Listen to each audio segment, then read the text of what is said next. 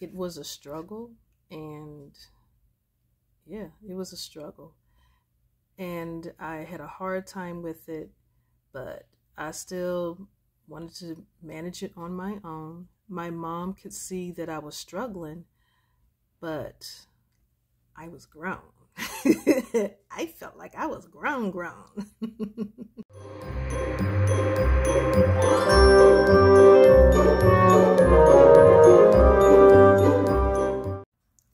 Hey, it's Elegant Granny, and it is extremely early. It is early. I decided to do this a little early because I am leaving this morning, well, this afternoon rather, to spend Christmas with my mother and my baby sisters and their children.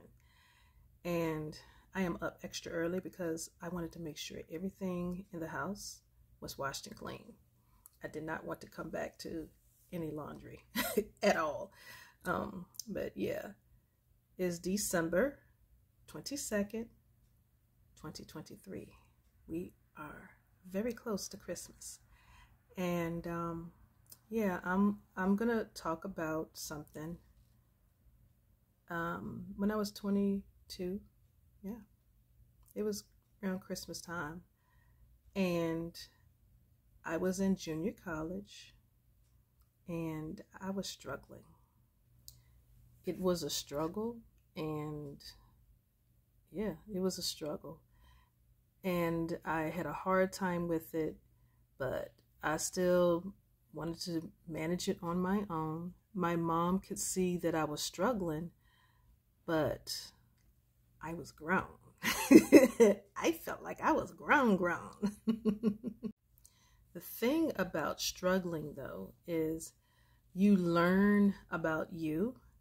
You learn more about your likes, your dislikes, your wants, what you don't want. Sometimes you end up in confusion, and that's okay. It is. It's okay, because those things are great components of your growth and your evolution. Sometimes they even put you in a position for a revolution that needs to happen in your life and in your community, in your family, but evolving takes on many forms, and sometimes struggle is the best way for you to do that, because it enables you to be able to move on to the next environment as vulnerable as you are, so that you can mature and you can master that until it's time to do that all over again. It reminds me of a snake when they shed their skin, because when you go through your struggles, it's time for you to shed your skin. And what I noticed about a snake when I was studying it one time, how they shed their skin is they find a particular rock, and they take themselves and they beat themselves against this rock in order to start the process of shedding their skin, because they've outgrown that skin, and they need to have it to split so they can work their way out of it. And a lot of times when struggles or obstacles come into our lives, that's what's happening with us spiritually, emotionally, sometimes financially, and intellectually and psychically. Those things happen, and we must get to a point where if I am going to get somewhere where I am comfortable, sometimes I have to do some things to be more uncomfortable so that I can get to where it is I desire to be. And being in junior college, that was the place that I was in. And it was around Christmas time, and I was not doing well. My grades were going down. I was working on managing, because I've always been very independent. Even as a small child, I was very independent. I used to tell my parents, no, I can do this. And sometimes that's good, but sometimes it can hurt you too. And my parents were like, well, she grown. We can't make her, accept what we're trying to help her with. So they decided to just let me be, because they knew at some point I was going to come and ask for help. So I struggled trying to manage working full time and working overtime sometimes just so I could have extra money. It's not because I needed it. I did it so I could have extra money, and sometimes I would work extra and still try to go to school full time. And it was a struggle because I did that straight coming out of home. And it got to the point where my body was starting to wear down, and I was trying to force it to go out. I started going out and getting vitamins and changing my diet and all of that stuff, and my body just needed some rest. And I was not giving it rest. So my grandfather, I remember my mom said that she talked to granddaddy how to help me with that. He said, let her be. He said, when her energy runs low, she gonna hit bottom. He said, I don't want her to hit rock bottom like this. He said, but you know how her mind works. Just let her be, and she'll figure it out. So that's what Mama did. It bothered her, but she let me figure it out. And I let one of the part-time jobs go because I was working full-time. Then I had another full-time job in the morning. Sometimes I let that go. But then I still had 2 part-time jobs. And I let one of those go. So I ended up with just 1 full-time job and 1 part-time job, and still going to school full-time. And that worked out better. I was doing too much because I've always prided myself, even as a child, that I can do this. I can do this. I can do this. And that's always been my thing. I can do this. That's the reason why the life that I've lived and that I've escaped from, that I know I have this. I can do it. But at the age I am now, I realize wisdom has set in and said, hey, you need to go and get some help, because yeah, you do have this, but let other people support you in having this. And yeah, it has been a big win for me. When I was younger, I didn't have that mindset, and it was good, but it was bad, if that makes sense. It was good that I had the tenacity to do it against all odds, but it also hurt me because other people do have wisdom on how to do things better. But at that age, it didn't matter to me. I didn't trust people, and a lot of that was because of what I had experienced. It was hard for me to trust people. It really was. It was hard for me to trust people. So, yeah, that Christmas was hard for me because I was failing miserably. And I want to say, I think that was the same year I was on academic probation, because my grades had significantly dropped. And it wasn't because I couldn't get anything. It's because I was working too much. I was working too much. So I would still come to school. I just couldn't finish all of my work on time. And yeah, it's important to be able to manage your time wisely, no matter how much money you feel like you need, because I really didn't need that much money. I really didn't. I had my little savings, and yes, it was going down some, but it wasn't going down a lot.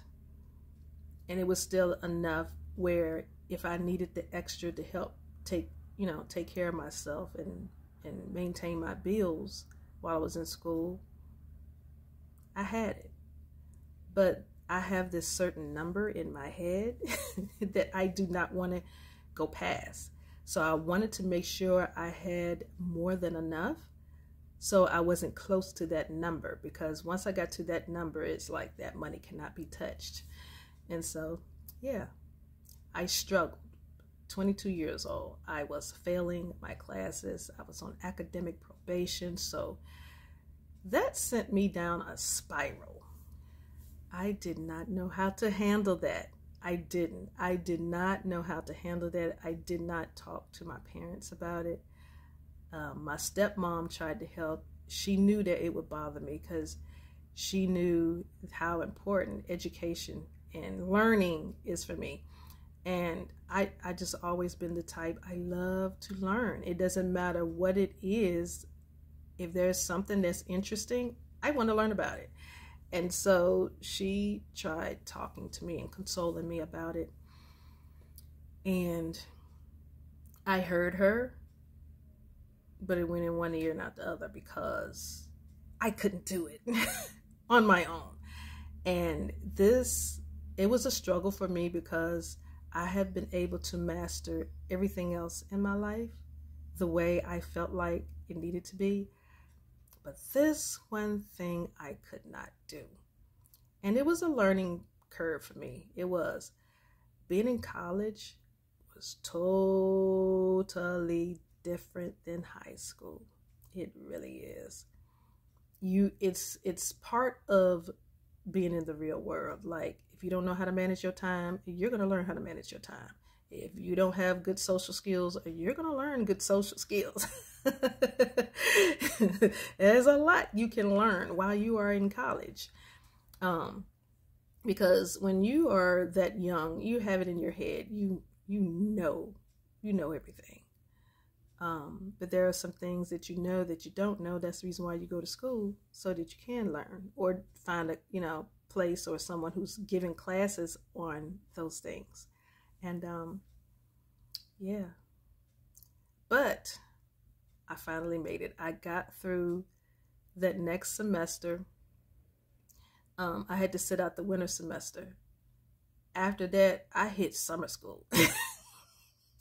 And normally I don't do summer school. I normally work 2 or 3 jobs during the summer and save that money up. So during the school year, I have extra money that I could work with. So if I needed to take extra time off to prepare for exam or to work on a writing project that I had to do, then there was money set aside that I didn't have to deal with my bills.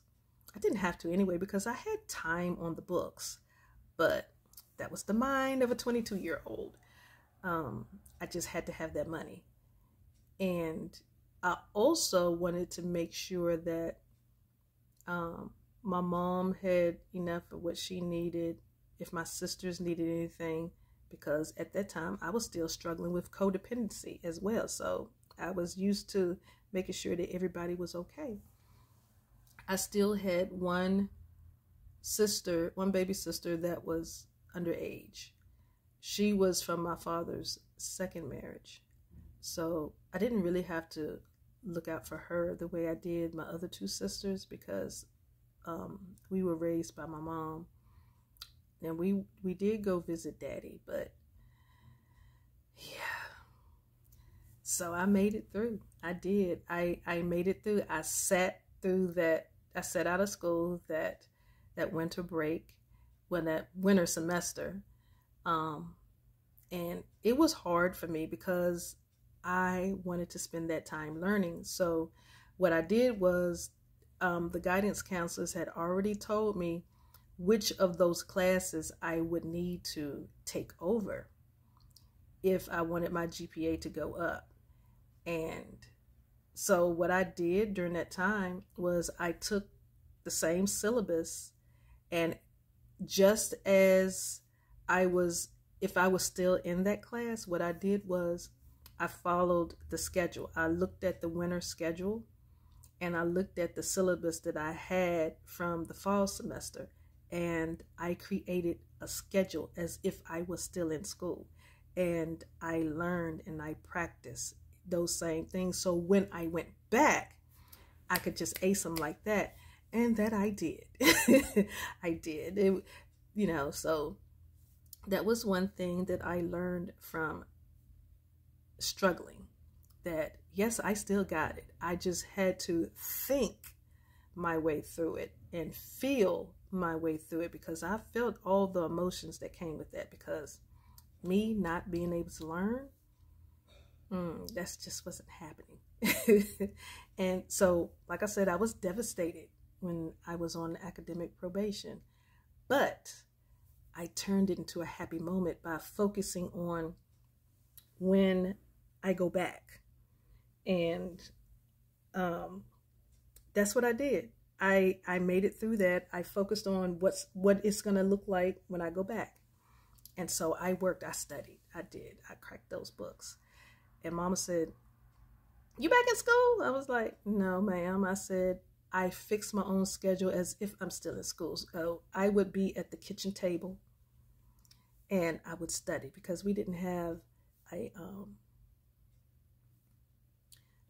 office. Like if I went to her house or my granddaddy's house, we didn't have that extra space for an office. And even in my own spot, because by this time I had my own apartment. So I used the dining area in my house. And Mom was like, "You still study?" She said, "You back in school?" She said, "I thought you was on probation." I said, "I am." I said, "But I created my own schedule." And I told her this is what I was doing. So my dad came by and he said, "Oh, they let you back in?" I said, "No, sir." So I told him what my plan was. He said, "That's my girl." He said, "You always figure it out." He said, "You figure it out every time." And so my grandfather said the same thing. He said, "I knew you was going to figure it out." He said, "That's why I didn't say anything." And that's the thing. When it comes to growth and evolution, but we're the ones watching someone else go through the struggle, it is hard. It is so hard allowing that person to experience that. It really is. It is very hard. But in order for things to be sustainable for them, and in order for them to master whatever that thing is, and in order for them to just grow and be better at it, you have to allow them to experience some of that struggle. You have to, because it's a matter of being pushed out of the nest and being able to flap their wings so they can fly, or being pushed out of the nest and they don't flap their wings and they hit the ground. Splat.